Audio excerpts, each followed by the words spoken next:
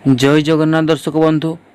तो आज आम आलोचना करवा मयूरभंज प्रसिद्ध खेचिंग मंदिर विषय रे।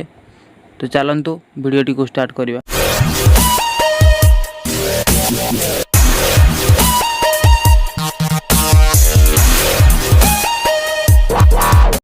यही मंदिरटी समग्र राज्यर एक प्रमुख आकर्षणीय मंदिर भाव जनाशुना। एठारे थिबा देवी किचकेश्वरी पुराणा मंदिरटी नवम दशम शताब्दी मध्य भागरे भंज राजा मानक द्वारा निर्मित होइथाइ पारे बोली अनुमान करा जाए। मात्र पुराणा मंदिरटी कौनसी कारणरू ध्वंस पाइजिबारु तत्कालीन मयूरभंज राजांक द्वारा विंश शताब्दीर आरंभ रे एहार पुनर्निर्माण करा जाइथिला। विंश शताब्दीर प्रथमार्धरे अर्थात 1934 मसीह महाराजा प्रतापचंद्र भंजदेव पुराणा तथा ध्वंस पाइଯାଇଥିବା मंदिरटी को संपूर्ण भांगी एठारे नूतन भावे मंदिर निर्माण करथिले। उल्लेखनीय कथा हेउची नुआ मंदिर रे पुराणा मंदिरर समस्त भग्नावशेष और मूर्ति व्यवहार करा जाइछि। एथिरे कौनसी नूतन निर्माण किंबा मूर्ति स्थापन करा जाय नाही। दिल्लीर सुल्तान फिरोज शाह तुगलक खिचिंगकोट उपरे आक्रमण करिथिबारु सोहावत मंदिर समेत खिचिंगर भंज राजवंशर विराटगढ़ और किचकगढ़ ध्वंस पाई जाइथाइ पारे बोली अनुमान करा जाउछि।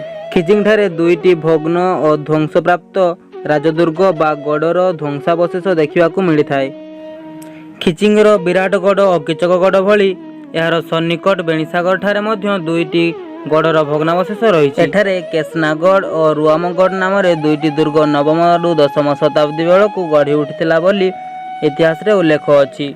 खिचिंगकोटरू मिलिथिबा गुरुत्वपूर्ण प्रत्नतात्विक अवशेष भाव में 3 गोटी प्राचीन मंदिर, 2टी प्राचीन दुर्ग, 40 गोटी प्राचीन पुष्करिणी, बहु संख्यार प्राचीन मूर्ति, ताम्रलेख, कुषाण और गुप्त जुगर तंबा मुद्रा और अन्यान्य अवशेष एवं निकटस्थ बेणीसागर प्रत्नतात्विक अवशेष समूह एठाकार प्राचीन नगरर सभ्यता संपर्क में अनेक धारणा प्रदान करिथाय।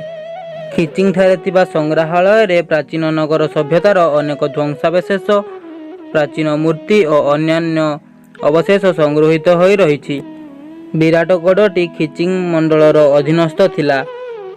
कुटेइतुंडी मंदिर सन्निकट खैरीभंडन नदीर उपकंठरे विराटगढ़ और किचकगढ़र भग्नावशेष रहिछि। प्रत्नतात्विक खनन करा जाई एठारू विभिन्न प्राचीन पदार्थ संग्रह करा जाइछि।